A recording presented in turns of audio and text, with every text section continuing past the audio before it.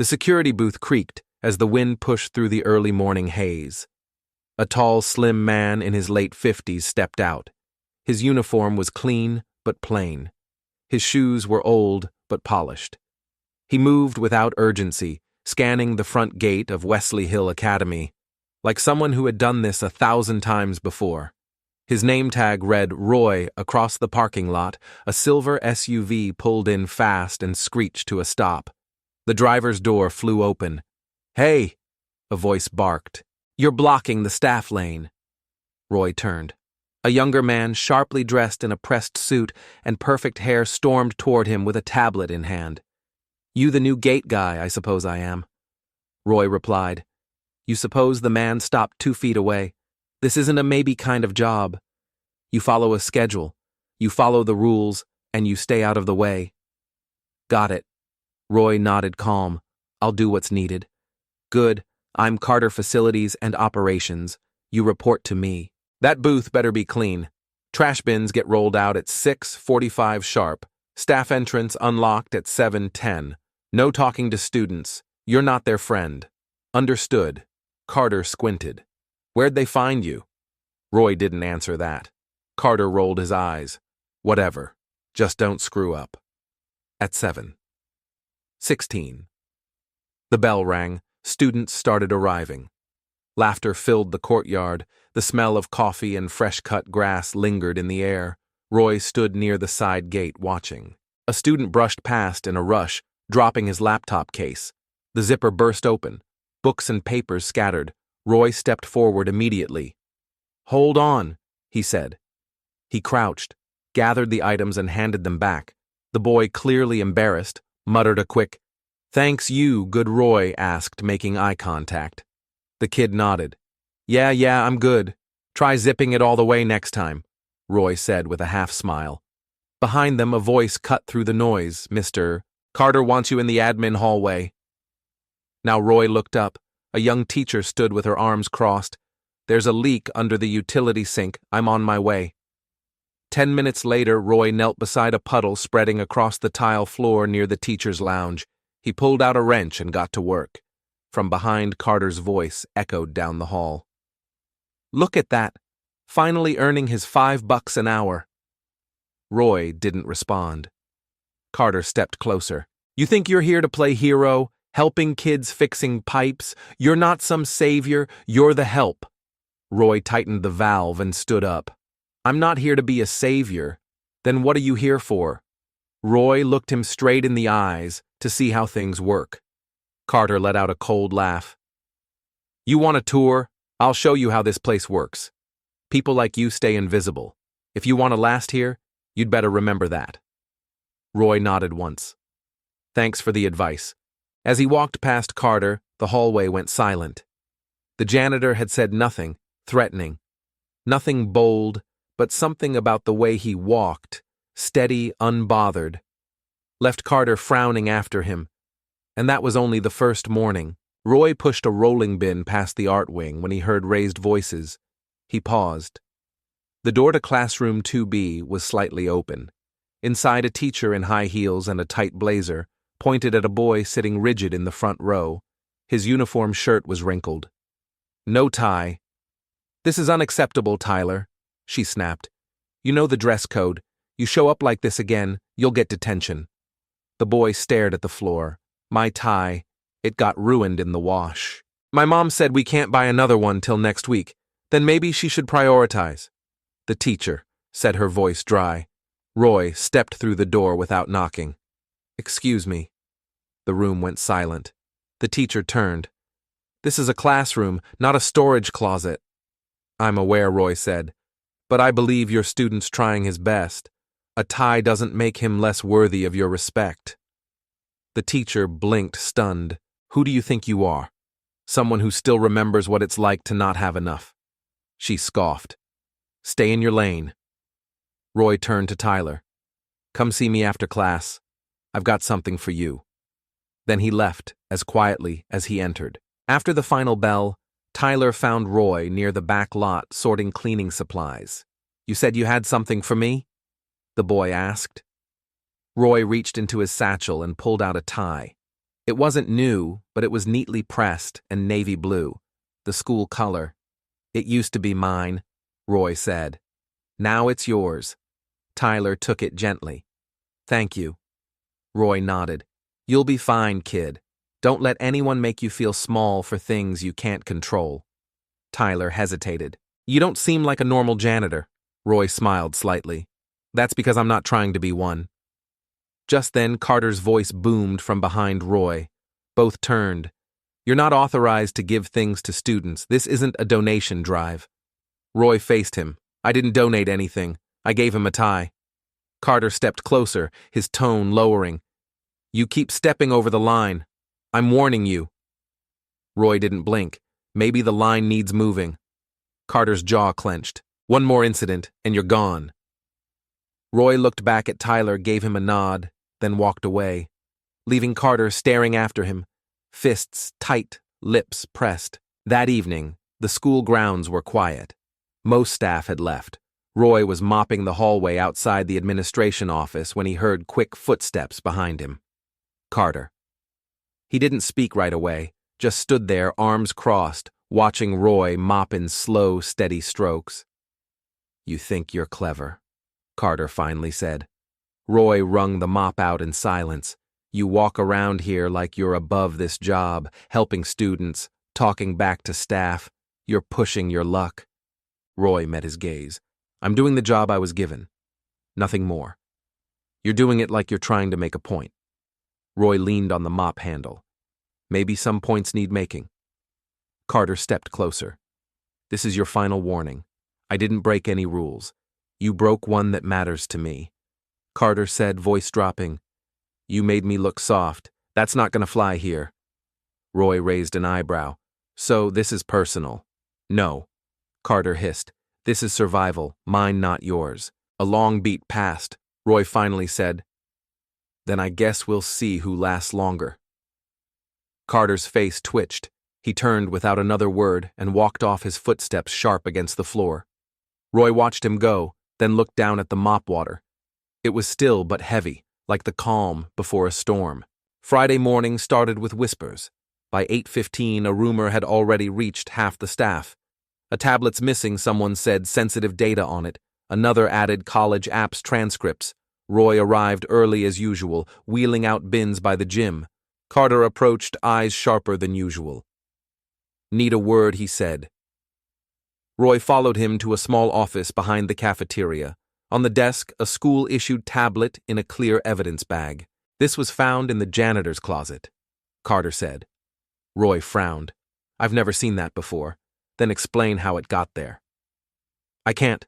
Carter leaned in. "Security footage shows you walking down that hallway late last night. I walk that hallway every night. No other staff was on campus. Just you. You checked the timestamps." Carter smiled. "You should be careful, Roy. We have students to protect, reputations to uphold. I'm being set up." Roy said. "You really want to go there? I already did." Carter stepped back, hand on his belt. "You'll be suspended. Maybe worse." "If this goes to the board?" Roy stared him down. "You're doing this because I saw things you wanted hidden. I'm doing this because you don't belong here." They stood there, neither blinking, neither moving. Then Carter broke the silence. "Better pack up." Roy didn't reply, just walked out of the room. But behind his quiet steps, something heavy shifted, like a door that had just been closed or about to be blown wide open. The auditorium lights dimmed. A hush swept across the crowd as Principal Harris stepped onto the stage. "Welcome to Family and Friends Day," she began. "Before we start the program, there's an urgent matter to address." Roy stood by the exit, arms crossed. He knew what was coming. Carter took the mic next. "We regret to inform you that an internal breach has occurred," he said. "A tablet containing student records was discovered missing and later recovered in an unauthorized location." Gasps. Murmurs. Carter's eyes scanned the room. Dramatic. Practiced. "We have reason to believe it was placed there intentionally by a member of our custodial staff." Roy took one step forward. Carter nodded to security. "Roy, please join us. He did. Slowly, calmly. A few parents whispered. One teacher looked away. Tyler, the boy. Roy had helped, sat in the third row, silent eyes lowered. Do you deny the allegation? Carter asked. I do. Yet your access log, I was never given an access badge. Roy cut in. Then how did the tablet end up in your closet? I'm not the one who should answer that. Carter's tone hardened. Enough games. You've embarrassed this school. The principal stepped forward, effective immediately. Mr. Roy is suspended pending investigation. One of the guards reached for his arm. Roy pulled gently away and handed over his badge without resistance. He looked out at the crowd. Hundreds of eyes, none meeting his. Then he turned and walked out. No applause, no defense. No one moved. And yet something in the stillness felt unfinished, like the silence before thunder. Roy walked down the center aisle with every step echoing louder than the last. No one clapped, no one spoke. A few parents leaned toward each other to whisper. Some students pulled out their phones but hesitated to record. It wasn't scandalous enough, just uncomfortable. He passed by a teacher he once held the door for every morning. She looked away. He passed by Tyler. The boy gripped the tie Roy gave him. Their eyes met, but the boy quickly turned his head. Roy didn't flinch, but his chest tightened. The guard followed close behind like a shadow eager to swallow him whole. Outside, the air was crisp. For a moment, Roy stood still, staring at the school's flag swaying slowly in the breeze, footsteps behind him. Carter, you know, Carter said, stepping up beside him. I expected a scene. Maybe some shouting, a last stand even, but you just walked away. Roy kept his eyes on the flag. There's no use yelling when people already decided what they want to believe. Carter smirked. You could have had a few more weeks here, but you pushed, I didn't push. Roy said, you just didn't like that. I stood still. Carter scoffed. Well, I hope you enjoyed your last shift. Roy turned to him. Calm, steady. It wasn't my last. Then he walked off, leaving Carter frowning just slightly for the first time all day. The morning started with confusion. At 7:43 a.m., a notice hit the staff email inbox, subject change of ownership, Wesley Hill Academy. Effective immediately, teachers murmured over coffee. A few printed it out in disbelief. Principal Harris read the message 3 times before calling Carter into her office. You saw this? Yes. You knew anything about it? No. Then who the hell approved the sale? Carter looked down at the second page buyer listed as Edvarus Education Group. Harris frowned. That's a billion-dollar firm I know. Do you know someone there? He didn't answer. At 8:10, security reported that a black SUV was waiting at the front gate. No appointment scheduled. The guard said, But they're asking for full access. Send them away. Carter said. Then the guard added, The man in the back seat? It's Roy. Carter went still. What, he's wearing a suit. He's not here as staff. Harris stood. Bring him in. No, Carter snapped. I'll go down. 3 minutes later, the car door opened. Roy stepped out. Not in work boots, not with a mop. He wore a tailored black suit, crisp white shirt, leather shoes. He adjusted his watch, then calmly walked through the gate. Carter met him halfway down the path. You think this is funny? Roy didn't slow. Not at all. You lied. You were undercover. I told you the truth. You just didn't ask the right questions. You set this up. Roy, cut him off. You set it up the moment you made assumptions. Staff watched from the windows. Roy entered the front office. A representative from Edvarus was already inside, holding a thick envelope. Legal documentation, new board structure, leadership update. The secretary opened the packet. Her eyes widened. At the top, Roy Weston, Executive Chairman, Edvarus Group. Carter burst in. You can't just walk in here like you own the place. Roy turned, I do now. Carter's mouth opened, but nothing came out. At 9:00 a.m., the school auditorium filled with students, parents, and staff. It was supposed to be a routine Monday assembly. Principal Harris adjusted the mic. Good morning. We'll begin shortly with the side doors opened. Heads turned. Roy entered. He didn't rush. He didn't smile. He walked straight down the aisle in a dark suit expression, calm eyes forward. The whispering started immediately. Is that the janitor? No way. Look at him. He stepped onto the stage. No one stopped him.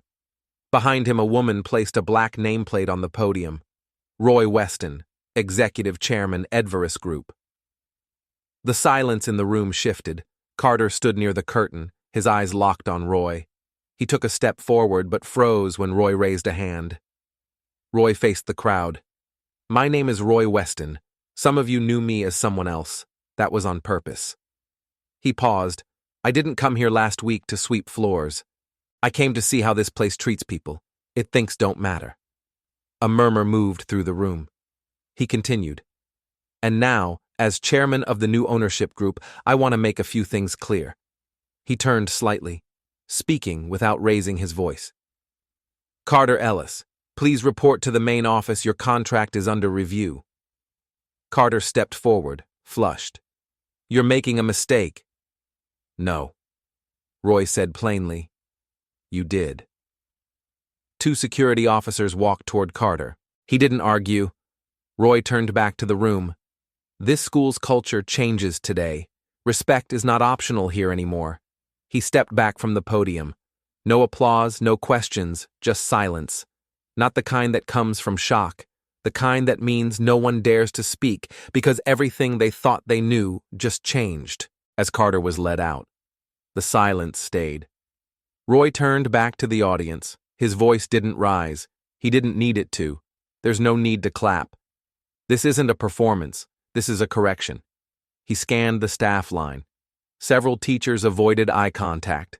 One stepped back behind a curtain. Roy stepped forward. This school is no longer run by ego, intimidation, or fear. If you're here for the right reasons, your job is safe. If not, you'll know soon enough. He turned to Principal Harris.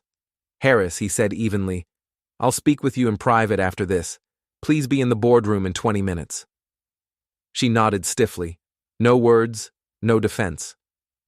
Roy looked to the students. For the record, I didn't come back to punish anyone. I came back to fix what I saw go wrong. He paused. I came back because one of you reminded me what it's like to feel invisible. Tyler sat up straighter. His hands tightened around the tie Roy gave him. Roy stepped down from the stage. No escort this time. No one dared move in his way. As he walked up the aisle, a teacher called out, Mr. Weston. Roy stopped. It was Ms. Parker, the one who once snapped at him in the hallway. She swallowed.